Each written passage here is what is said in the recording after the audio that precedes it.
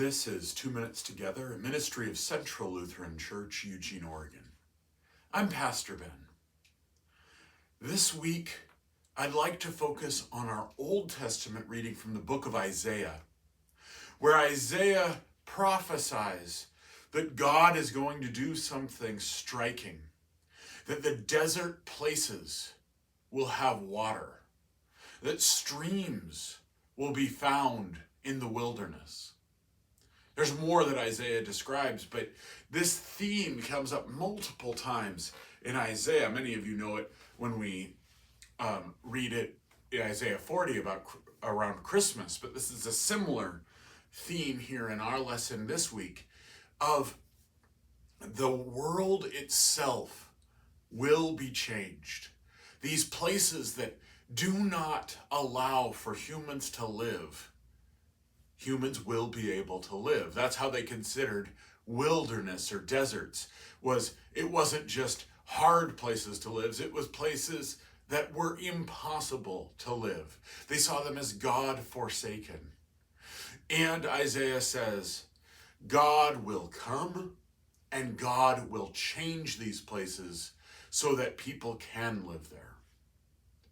Well, there's a variety of reasons that Isaiah says this. This is one of the things we predict will happen when Jesus returns. But I wonder if there's something slightly metaphorical, but spiritually deeper involved too. Because where was the real place that God could not dwell? Where was the real place that we did not think God really would reside? And that was with they themselves, or us, ourselves.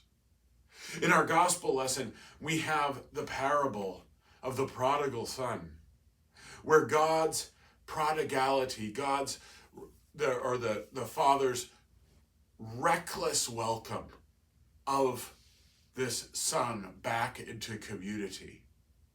As if to say, perhaps God has changed what it means to be in relationship with God.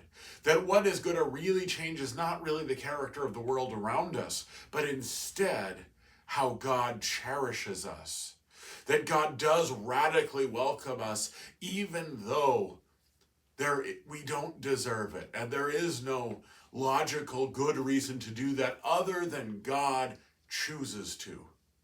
That perhaps Isaiah is reflecting on the fact that God welcomes all people and that it's not about what we expected God to do, but instead God's grace and love for you when you come to God in God's life. This is 2 Minutes Together.